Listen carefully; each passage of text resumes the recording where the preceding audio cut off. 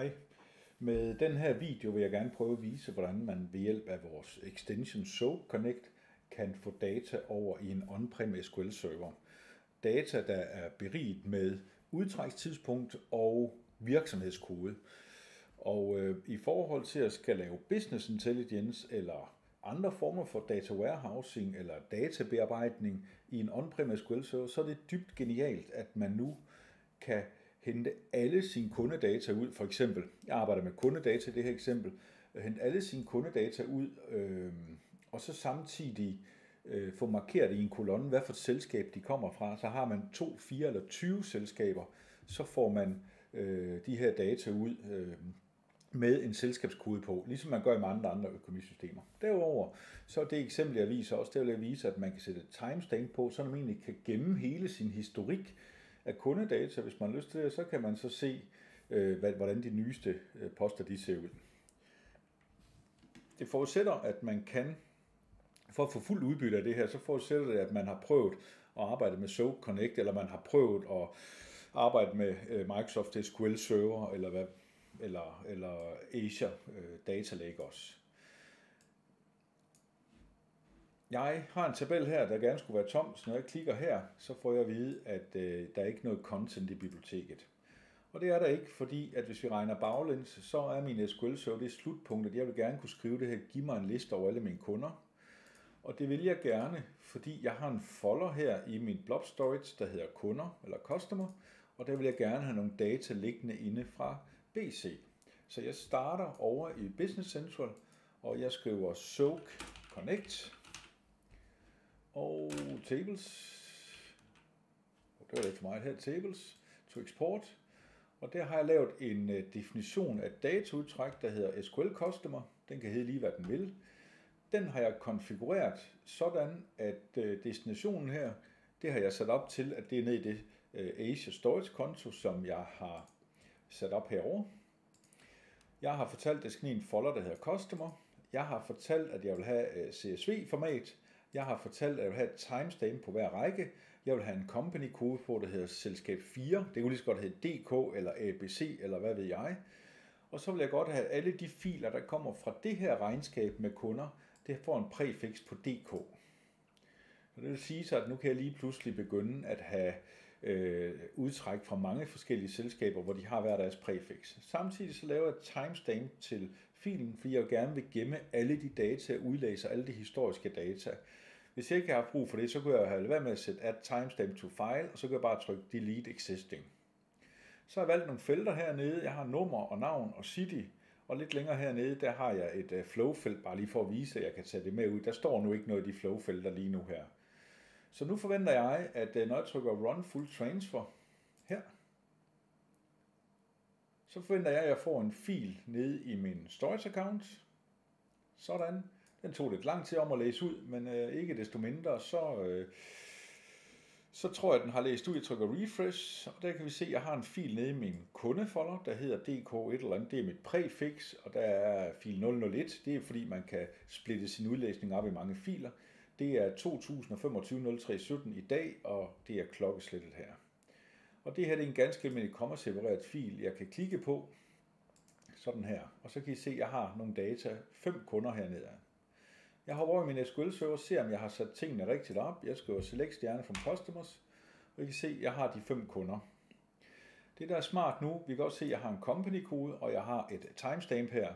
Det som er rigtig smart, det er, hvis jeg hopper over i min BC igen, trykker run transfer, så fordi at jeg ikke sletter filer, men jeg laver en ny fil med et nyt tidsstempel på, så har jeg lige pludselig 2 filer herovre.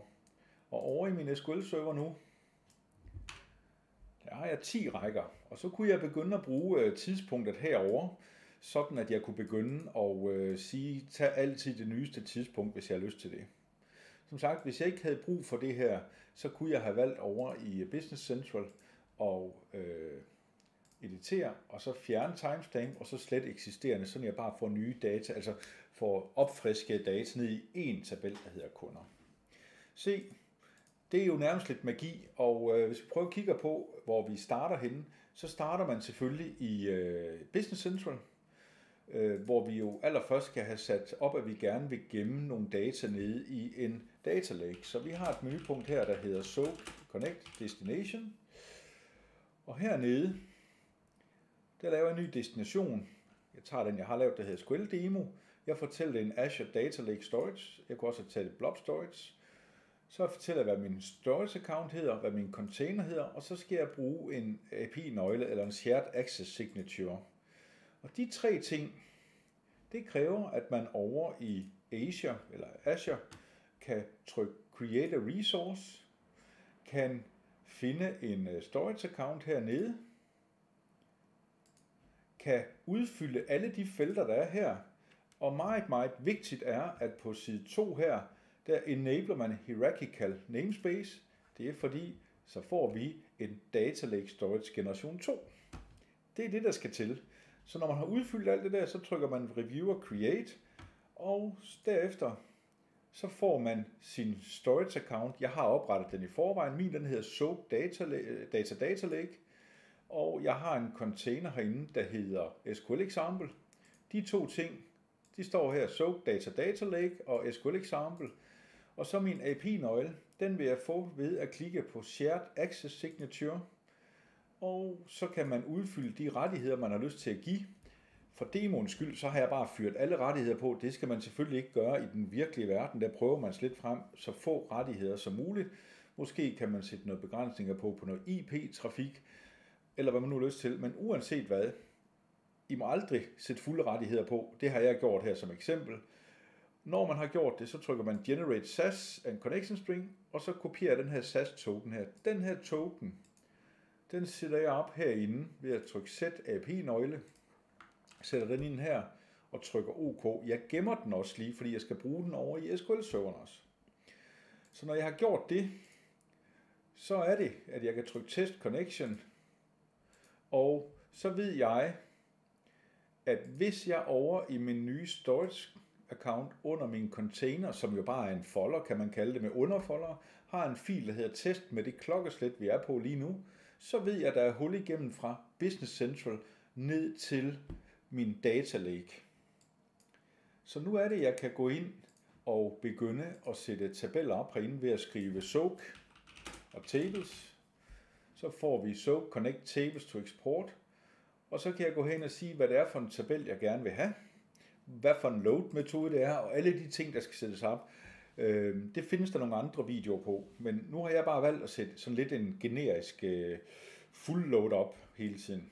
Det, der er vigtigt, det er, at man smider ensartede data ned i en folder, sådan at når vi får det over i SQL-serveren, så kan SQL-serveren læse hele folderen. Så nu kan jeg egentlig sætte det her til at køre, og hvis jeg har haft lyst til det, så kunne jeg også enable det, og så kunne jeg sætte den til at køre for eksempel hver time eller dagligt, eller hvad jeg nu har lyst til.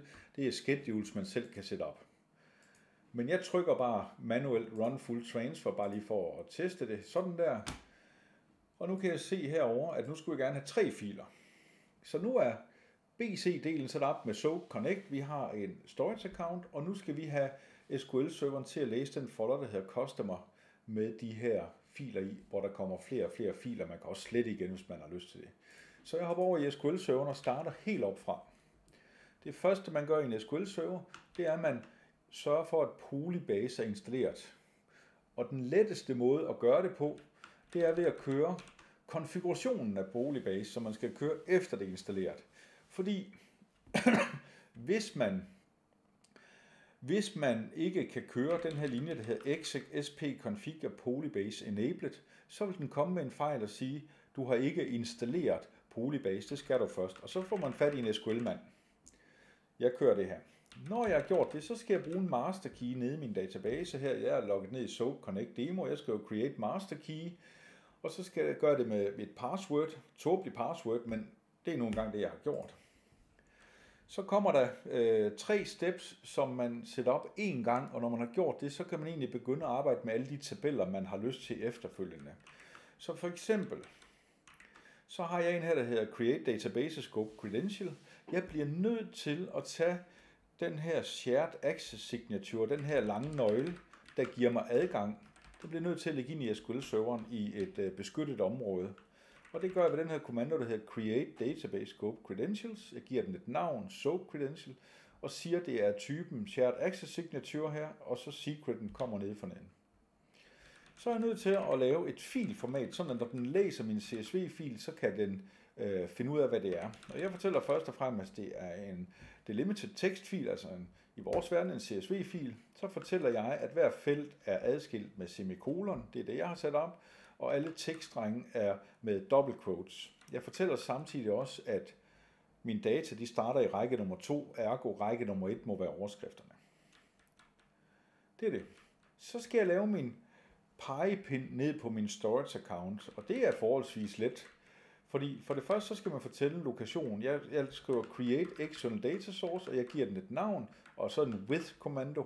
Så siger min location, det er den her protokol, og så er det her min container, og det her, det er mit storage account, og så kommer det typiske Microsoft.blob.core.windows.net, eller hvad pokker man nu er. Nu er det det, vi bruger her. Og så mine credentials, altså det, der giver mig adgang. Der skriver jeg min credential her, der hedder SOAP Credential. Den lavede jeg lidt længere om. Nu er det klar. Nu kan jeg lave alle de tabeller, jeg har lyst til, baseret på data, som ligger nede i min storage account. Så jeg laver nu en tabel her, der hedder Create Table Customers. Og jeg har taget alle de her felter. Jeg har valgt at lave det simpelt. Jeg har bare sagt at sige, at det skal være indvarchart 200 det hele. Det er jo lidt amatøragtigt, men det har jeg nu bare valgt. Og så fortæller man den her Create External Table. Så fortæller man her, at man skal bruge en with kommando, og så fortæller man location. Hvad er det for en folder i storage accounten det er? Hvad er det for en data source? Hvad er det for et filformat? Og det er det. Og når man har gjort det, så kan man skrive select stjerne fra den her tabel, som om det var en ganske almindelig SQL-tabel. Og nu er det bare, det begynder at blive super lækkert det her. Typisk, der vil jeg bruge det her til et staging-lag. Det vil sige, at jeg vil bruge det til at få data ind i rigtige SQL-tabeller.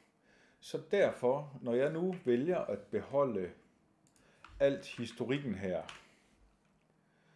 det kan man gøre, eller man kan lade være. Hvis man ikke har lyst til at beholde historikken, så kan man lade være med at udlæse med et timestamp på, så kan man bare udlæse til en kundes.csv-fil, og så vil den altid forny. Men ved at beholde de her filer her, så kan jeg gå tilbage i historikken og se det. Men når jeg så skal arbejde med at loade mit data warehouse, så vil jeg jo gerne have det nyeste udtræk. Så derfor så kan jeg lige sætte her, at den kolonne, der hedder SOAP Connect Timestamp, den skal være in select max fra den tabel. Så går den simpelthen ned og kigger i alle de her CSV-filer, jeg har, som vi nu tror er en SQL-tabel, og så finder den de nyeste data, og så har jeg altid de nyeste data, som jeg så kan proppe ind i en almindelig tabel into dim customer, eller hvad jeg pokker jeg nu har lyst til at lave. Sådan her, nu har jeg lavet tabellen, og så kan jeg selvfølgelig højreklikke og trykke refresh, og nu har jeg faktisk min data inde. Det er jo klart, hvis man skal lave et data warehouse, så skal man jo lave det noget mere avanceret end bare lige en select into, fordi den laver en tabel baseret på dataene. Men det er bare lige for at vise, hvor let det er at flytte data fra Business Central i skyen over i en on-prem SQL-server. Det er jo lige den her korte introduktion, jeg gerne vil give. Hvis jeg skal sige en sidste ting, så kan man selvfølgelig også gøre det med DL entry, eller hvad pokker man nu har lyst til. Så hvis jeg her har DL entry her, så kan jeg, forskellen er egentlig, at i stedet for at lave full load hver gang, så kan jeg gå ned og sige, at den skal hente nye data ind ved hjælp af entry no. Så det vil sige sig, at den her kørsel her, den vil den første gang, den er altså til at køre timevis den her, den første gang, der vil den tage lang tid om at køre, fordi den skal måske igennem mange millioner rækker. Men ellers så kan man bagefter lade den stå og køre hver 5. minut, fordi der kommer jo ikke så mange nye rækker hele tiden. Og hver eneste gang, at Business Central med SOAP Connect her lægger data ned i jeres storage account, jamen så er jeres on-prem SQL server opdateret. Og det er bare stærkt. Det var mine få ord her.